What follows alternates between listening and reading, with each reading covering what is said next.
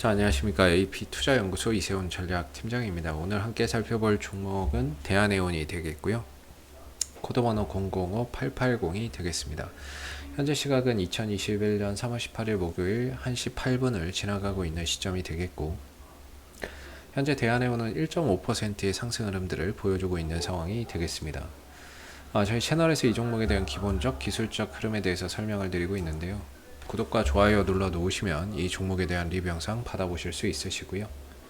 항상 참고 영상으로 바라봐 주시면 감사하겠습니다. 이 회사는 이제 벌크선이 주력인 회사가 되겠고요. 이 벌크선을 통해서 철광석이나 석탄 같은 이런 이제 원재료를 배로 실어다 나르는 그런 이제 일을 하고 있습니다. 이 회사 같은 경우에는 이 벌크선 중에서도 전용선 매출이 상대적으로 전체 매출이나 이익에 기여하는 바가 상당히 크다라고 말씀을 드릴 수가 있겠고, 전용선이라고 하는 거는 이런 특정 기업들 있죠. 포스코나 한전 같은 기업들과 장기 계약을 통해서 이 회사들이 필요한 원재료를 배로 실어다 나르는 거죠. 그러다 보니까 실질적으로 실적이나 이런 부분들이 안정적으로 좀 발생할 수 있는 부분들이 되겠고, 그다음에 이제 부정기선이 있는데, 이거는 이제 그때그때 화주의 요구에 맞춰서 배를 이제 투입시켜서 날라다 주는 거겠죠. 근데 워낙에 이제 전용선 매출이 높은 기업이다 보니까 안정적인 뭐 매출과 이익이 꾸준히 나오는 그런 이제 부분들이 되겠고, 참고로 이 벌크선사들을 볼 때 꼭 봐야 되는 부분들이 뭐냐면, 이 운임 지수가 따로 있습니다. 컨테이너사는 이제 뭐 상하이 컨테이너 운임 지수나 이런 부분들을 봐야 되는 부분이고, 벌크선사 같은 경우에는 BDI 지수나 이런 것들을 꼭 신경 써서 봐야 된다라고 말씀을 드리는데요. 사실 이 BDI 지수 올라가는 거하고 대한해운하고는 뭐 그렇게 크게 영향이 없다라고도 이야기를 합니다. 워낙에 전용선 매출이 높다 보니까 상대적으로 BDI 올라가는 것하고 주가하고 뭐 그렇게 크게 연관은 없다라고 하는데, 그럼에도 이 BDI 지수가 올라가고 있을 때의 해운주를 바라보는 시각과 BDI 지수가 떨어지고 있을 때의 해운주를 바라보는 시각은 분명히 다를 수밖에 없다라고 저는 생각을 하거든요. 근데 최근에 이제 BDI 지수가 계속해서 연일 고점을 갱신하면서 또 추가적으로 상승세를 계속 이어가고 있습니다. 전반적으로는 BDI 지수가 상승 곡선을 계속해서 이어가고 있는 가운데, 사실 이런 분위기 속에서는 이 해운주들이 또 주가나 이런 부분들이 상승할 수 있는 하나의 모멘텀이라고 저는 생각을 하고 있거든요. 주가나 이런 부분들이 한 번 정도 또 상승할 수 있는, 저런 BDI 지수가 올라간다면 페노션하고 이제 대한해운 같은 기업들이 수혜를 좀 볼 수 있거든요. 벌크선사로서. 그래서 뭔가 이 종목들이 최근에는 좀 주가가 정체되어 있고 방향성을 재탐색하고 있는 그런 상황이지만, 전반적으로 BDI 지수가 상승하는 그런 이제 그 흐름 속에서는 어느 정도 이 하락이 좀 진정되면 다시 반등으로 가는 데 있어서 이 BDI 지수 상승이 하나 주가 상승의 모멘텀이 좀 될 수 있는 부분이라고 저는 생각을 하고 있습니다. 그래서 주가나 이런 부분들이 다소 좀 밀리고는 있지만 BDI 지수가 계속해서 상승하고 있기 때문에 어느 정도 조정을 보이다가 다시 또 반등이나 이런 것들을 가는 그런 흐름 속에서 이게 분명히 좀 도움이 되는 시점이 찾아올 수 있다라고 저는 생각을 하고 있는데요. 물론 이제 BDI 지수가 이렇게 올라가는 부분들은 코로나 사태 이후에 경기 회복에 많은 그 나라들이 대규모 자금을 풀어서 경기 부양책으로 쓰면서 경기가 살아나고 있는 거죠. 그러다 보니까 이 원자재에 대한 수요가 폭발적으로 증가가 되게 되고, 그런 가운데 그 원자재를 실어다 날라다 줄 수 있는 이런 벌크선이나 이런 것들이 상대적으로 좀 부족한 상황이다 보니까 이제 운임료가 올라가는 뭐 그런 이제 상황이 되고 있는 거고, 그래서 뭔가 저런 이제 앞으로의 경기 회복이 더 이어질 거고 BDI 지수가 계속해서 상승한다라고 했을 때 그런 부분들이 대한해운에게는 하나의 호재가 될 수 있을 거라고 봅니다. 그래서 뭔가 이런 종목들을 뭐 장기적으로 보시는 분들도 분명히 뭐 계실 거라고 생각을 하는데요. 항상 뭐 결과나 이런 것들이 좀 좋은 쪽으로 잘 뭐 이렇게 만들어질 수 있기를 좀 항상 기원을 하고 있고요. 단기적으로 보면은 이제 대한해운이 지금 한 3,150원하고 3,100원 정도의 이제 그 받침을 두고 있는 상황이고요. 위로는 한 4,000원 정도의 최대 저항대를 좀 두고 있으면서 하나의 이제 거대한 박스권을 형성하고 있는 상황이 되겠죠. 근데 이전에도 이 안에서 이제 박스권을 형성을 했고요. 그러다가 이제 박스권에서 움직이다가 다시 한 번 더 레벨업 했고, 레벨업 하면서 거래량이 크게 터지고 나서는 이후에 거래량이 추가적으로 더 이거보다 많이 터지는 그런 상황들이 안 생기고 있어요. 그래서 이 안에 갇혀버린 거죠. 이 거래량 제일 많이 터졌던 3,150원과 4,000원 사이에 갇혀버려 있는 지금 상황이거든요. 그래서 주가나 이런 부분들이 좀 떨어지면은 3,100원과 3,150원에서 연기금이 방어를 하면서 주가를 받쳐주고, 그러다가 여기서 반등으로 갈 때는 외국인들 기관들이 한번 긁어 모으면서 주가를 이제 상승으로 좀 끌어올리는 그런 이제 부분들이 많이 있어요. 그래서 지금 이제 대한해운 같은 경우에는 3,100원, 3,150원을 기점으로 연기금이 방어해주는 가격이라고 보시면 되겠고요. 이전에도 그렇고 뭐 지금도 최근에 뭐 이 상승하는 흐름 속에서도 연기금이 계속 사고 있는데, 일단 이 가격을 버티는 힘, 지탱하는 힘은 연기금에 있다 이렇게 보시면 되겠습니다. 그리고 그 위에서 외국인들과 투신들이 단타로서 대한해운을 대응하고 있는 거죠. 어제도 이제 투신 쪽에서 매도, 연기금 쪽에서는 매수를 하지 않았고요. 소폭 매도였고 외국인들도 매도해 주는 가운데 개인들만 매수하는 모습들을 보였는데, 그러다 보니까 주가나 이런 부분들이 연기금도 방어하지 않았고 투신과 외국인들 매도했고, 그러다 보니까 주가나 이런 부분들이 어제는 좀 흘러내리는 그런 상황이었습니다만은, 오늘 같은 경우에는 외국인들이 한 23만 주 정도를 잡아주면서 반등을 좀 보여주고는 있지만, 연기금도 좀 사고 하면서 반등을 좀 보여주고 있지만은, 대한해운의 이제 방향성의 문제라고 보거든요.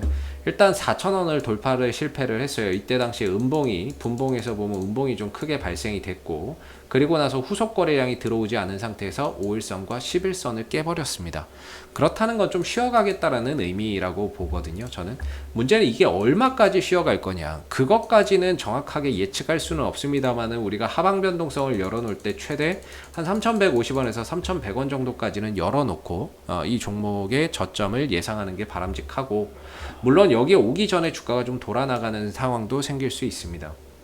생길 수 있는데, 전반적으로 이제 중요한 거는 이 대한해운의 단기적인 방향성이 현재는 5일선 아래에서 흘러내리고 있는 부분이고, 반등이 나와봐야 5일선이 돌파가 안 되는 상황인 거죠.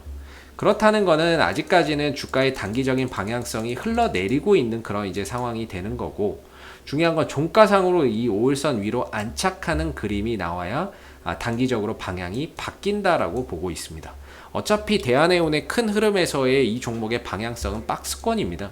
박스권에서 저점을 어디로 찍느냐라는 건데, 일반적으로는 박스권 하단을 보는 게 일반적인 추세고요. 상단을 이제 매도 자리로 보는 게 맞죠. 근데 중요한 건 박스권 하단까지 오는 경우도 있고 안 오고 중간에 돌아가는 경우도 있게 되는데, 중간에 단기적인 방향성을 돌아서 나갈 때 가장 중요하게 봐야 되는 게 5일선에 꺾이는 이 변곡점의 여부입니다. 밑에 쭉 흘러내리던 주가가 5일선 위로 딱 타는 순간 5일선이 딱 꺾여버리는 이런 변곡점이 나와버리거든요. 이런 거죠. 그러니까 주가 5일선이 쭉 떨어지다 올라타니까 5일선이 꺾여버리는, 이걸 이제 변곡점이라고 합니다. 이런 것들이 이제 변곡점이고 이런 게 이제 변곡점이 되는 거죠. 5일선이 딱 꺾이는 이런 현상들. 이게 이제 변곡점이 되는데, 변곡점이나 이런 것들이 좀 만들어지는 흐름들이 나왔을 때 주가나 이런 부분들의 단기적인 하락이 멈추고 좀 방향 전환 흐름 속에서 다시 또 4,000원이나 이런 자리를 좀 재돌파하는 그런 시도가 만들어질 수 있을 거라고 보고 있습니다. 그래서 오늘의 상승은 솔직히 그냥 뭐 다 깨졌어요. 5일선도 깨지고 11선도 깨지고 뭐 했기 때문에 조금 더 이제 추가적인 조정 흐름들로 가는 와중에 기술적 반등이 한번 좀 나오는 거다, 이렇게 좀 볼 수 있을 것 같고요. 반등이 나오지만 큰 의미를 두기가 어려운 게 5일선 위로 안착을 하지 못하는 상황이기 때문에 뭔가 이 부분들에 대해서 아직까지는 큰 의미를 부여할 바가 없다, 이렇게 좀 보시면 되겠습니다. 그래서 떨어지다가 단순히 일단은 반등 나온 거에 좀 불과하지 않나라고 보고요.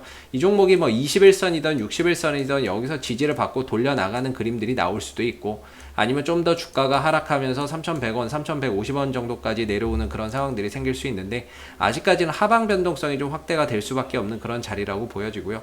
중요한 건 이 종목을 다시 뭐 보더라도 5일선 위로 좀 안착하는 그런 이제 그림들이 나올 때 다시 한 번 더 주가가 조정을 마무리하고 4,000원대에 돌파 시도가 나올 수 있고, 그때는 역시나 이제 거래량이나 이런 것들이 또 많이 앞서 터진 거래량보다 훨씬 더 많은 거래량이 동반돼 주는 게 좋다라고 말씀드릴 수 있습니다. 그래야 이전에 보시면 이런 음봉이 이렇게 발생이 됐던 자리가 한 4,000원 정도가 되는데, 이때 음봉이 크게 터졌고 이전에도 여기서 음봉이 좀 터졌었거든요. 여기서도 터졌고, 음봉이 터졌다는 거는 이제 거래가 많이 일어났다는 거예요. 누군가는 팔았고 누구는 샀다는 의미가 될 텐데, 중요한 건 이제 하고 나서 떨어졌기 때문에 판 사람이야 상관없지만 누군가는 산 사람들은 지금 물려있는 상태고 12%의 손실을 보고 있는 상황이 되겠죠.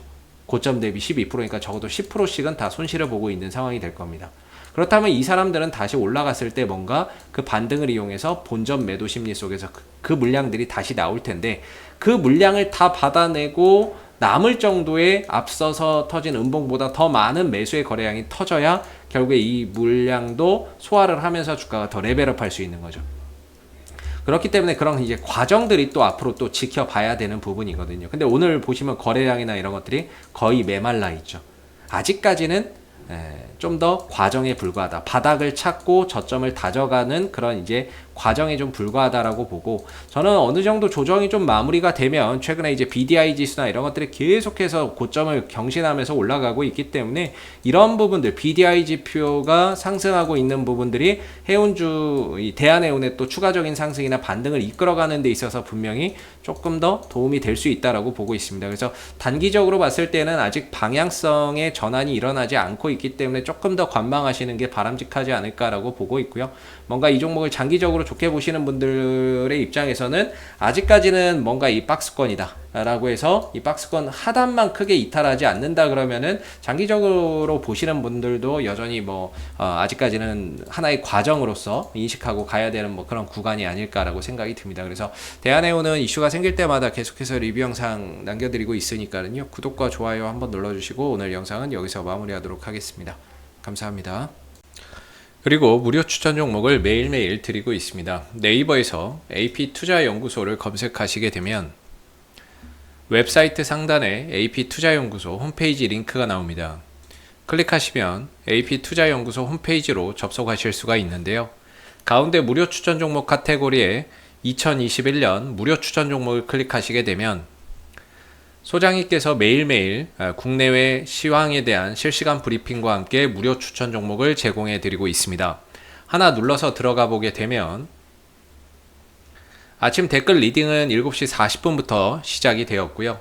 무료 추천 종목을 보시기 전에 읽어보세요도 꼭 읽어보시기 바라겠습니다.